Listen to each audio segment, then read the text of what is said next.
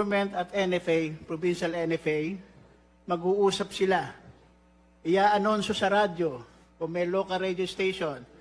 O kami po dito sa ating lalawigan, lahat po ng magsasaka nating nag-aani ng palay, meron pong kami ipagtulungan sa pagitan ng gobyerno nating lokal at ng NFA. Ilagay po ninyo yung inyong palay sa ibabaw ng kanal ng NIA o saan man, hahakutin po ng truck ng NIA, ng NFA at ng provincial government. Kami na po ang magpapatuyo ng palay ninyo. Sundan na lang nyo yung palay ninyo 3 o 5 araw makaraan. Pag napatuyo na po namin, kayo po magdidesisyon sa nyo ibebenta sa NFA o sa pribado. Para din po yung sa sibuyas. Habang mababa yung presyo ng sibuyas, panabihin natin yung cold storage facilities at sasabihin natin sa ating magsisibuyas, kung mababa pa po ang presyo ng ating sibuyas at pagsasamantalahan ko yun sa presyo sa farm gate, ipasok po muna ninyo dito sa ating cold storage facilities. O per every 500 red bags, sasabihin po ng magsisibuyas natin, kailangan po namin ng pera. Pwede po ba yung 250 red bags namin paluwalan nyo muna ng provincial government? Opo, magkano po ba ang farm gate price? 60 po, o gawin natin 80 per kilo. O yung katumbas ng 250 bags, red bags, ito po, merong pondong provincial government, ito po, bibigay muna namin sa inyo para panggastos nyo, pero pagka ibinenta nyo na sa presyong gusto niyo, ibalik nyo yung pinaluwal ng gobyerno para magamit sa susunod, wala pong mapagsasamantalahang magsisibuyas. At yung pong malaking volume ng produksyon natin ng sibuyas, may panahong nasa kamay ng gobyerno through the cold storage facilities at nasa kamay nung magsasaka pa rin. Di po ba? So, hindi mapupunta sa kartel kung sabihin natin may kartel o hoarder. Hindi po ba? So, Mr. Chairman, tingin ko,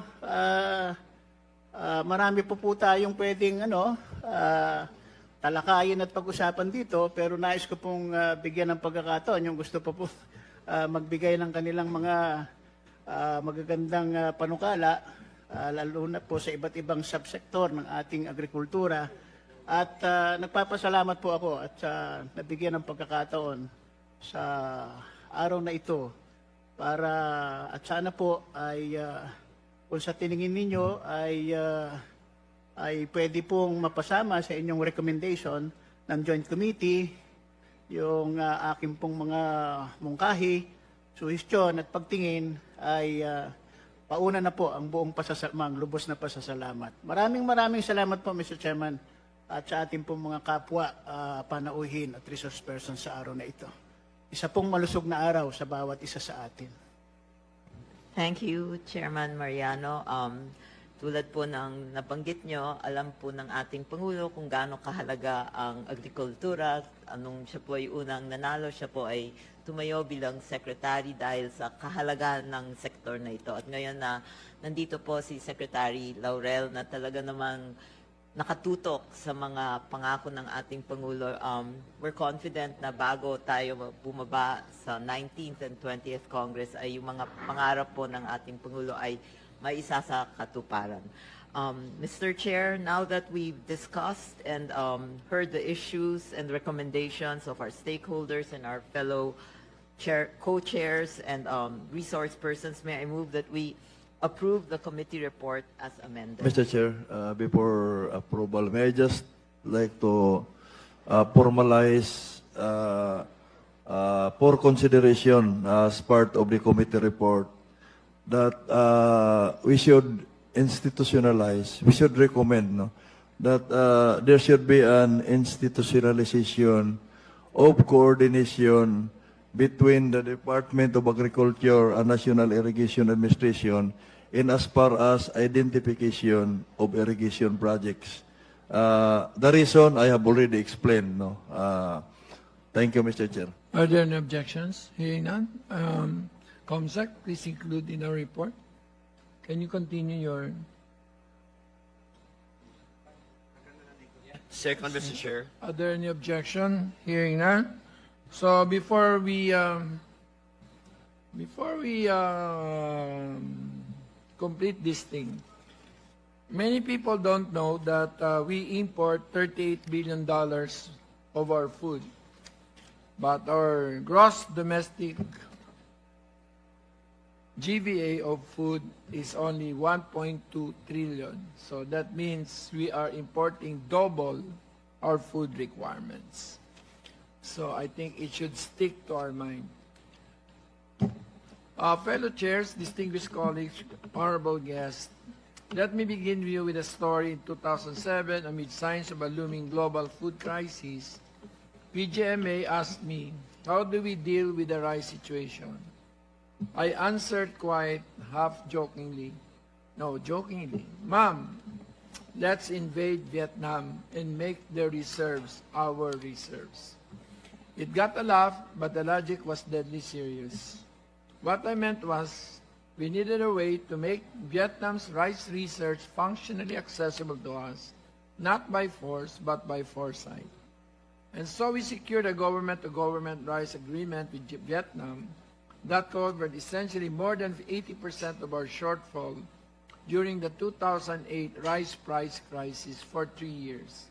It made us less susceptible to abuse by importers. So for the first and only time in modern history, local rice price trends reflected global price reduction in price between 2008 and 2010.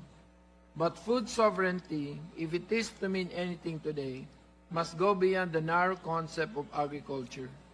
It must encompass the full architecture of food systems. Food systems include not only production but logistics, nutrition, market integrity, trade diplomacy, and crisis resilience. The real question is not whether we grow everything, but whether we can feed everyone. Consistently, nutritiously, and with dignity, regardless of external shocks. Right now, we cannot claim sovereignty. We import as much as 2.1 trillion in food, while we only produce 1.2 trillion in agricultural GVA. We import over 25% of our rice, 90% of our wheat, 70% of our garlic. Our cold chain infrastructure covers barely 15% of production. Our buffer stocks can barely last 5 days. One typhoon and a neighboring country's export ban are enough to spark hoarding, hunger, and humiliation. This is not theoretical. In 2023, India banned rice exports. In the same year, El Nino returned. Rice price breached 50 pesos, and we had no pre-position agreement, no buffer, no shield. Food sovereignty means structuring our food systems so that we would never again be vulnerable to rational actions by other countries in their mind.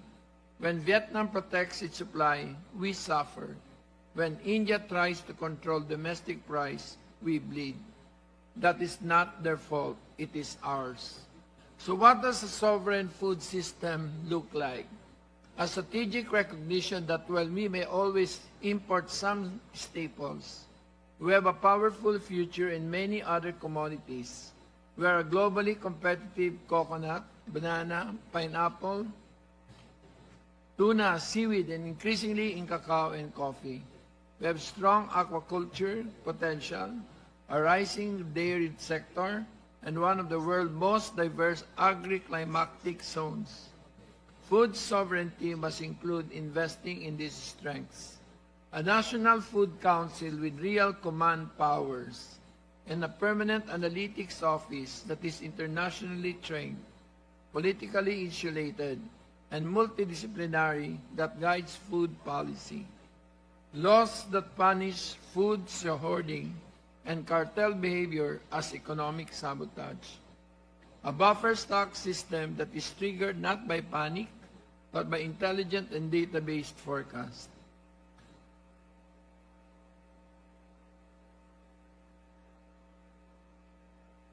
A food logistics built on integrated cold chain systems, climate resilient, regional reserves, and pre-committed inter-island corridors with guaranteed transport access for food in times of crisis.